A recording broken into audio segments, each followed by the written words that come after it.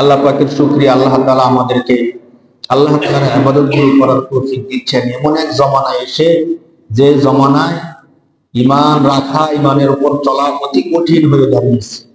রাসূলুল্লাহ সাল্লাল্লাহু আলাইহি ওয়াসাল্লাম যে হাদিসের মধ্যে বলছিলেন যে একটা সময় আমার উম্মতের উপর আসবে যখন উম্মত দিনের উপর চলা, দিনের উপর থাকা, ঈমানের কথা বলা, ঈমানের উপর চলাটা হাতে জ্বলন্ত কয়লা রাখার থেকে বেশি কঠিন হয়ে যায়।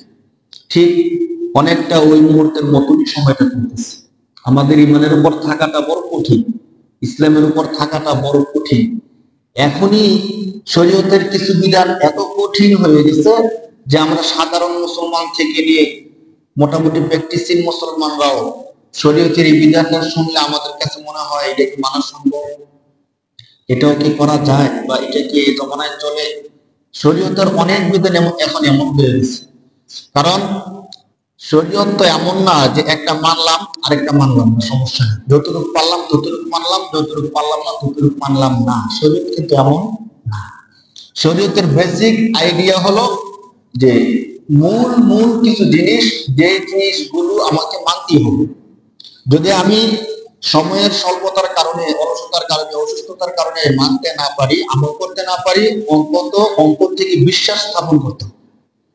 এমন না যে বিষয়টা আমার কাছে ভালো লাগলো আমি বিশ্বাস করলাম, যে বিষয়টা আমার কাছে যুক্তিতে ধরলো না আমি বিশ্বাস করলাম না, এমন না।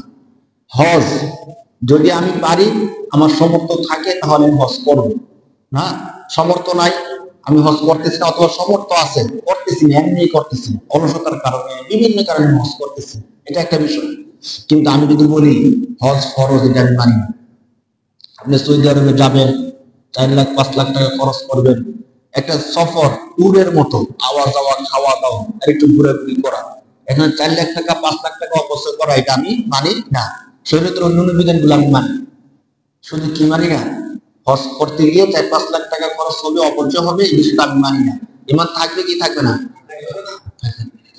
হজ করতে পারেন না এক বিষয়, হজ করেন না এটা অন্য বিষয়। হ্যাঁ, আমি হজ করতে পারতেছি না, অথবা আমার সমর্থ আছে, আমি কোনো কারণে যাই না, এমনি যাই না, কিন্তু হজ ফরজ, এটা আমি 100% বিশ্বাস করি। ঈমান থাকবে, মৃত্যুর পরে গুনাহ থাকলে আল্লাহ ক্ষমা করে তাকে জান্নাত দিতে পারেন, আল্লাহর ইচ্ছা।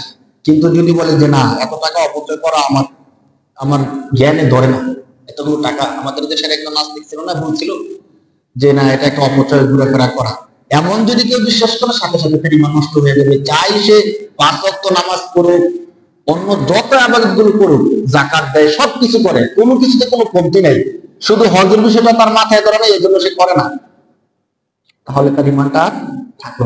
ইসলামের বিষয়টা বেসিক আইডিয়া আমাদের থাকা দরকার। আমি মানতে পারি কি পারি না, এটা আমার একান্ত বিষয়। আল্লাহর সাথে আমার লেনদেন হবে, ফিমা বাইনাহু ওয়া বাইনাল্লাহ।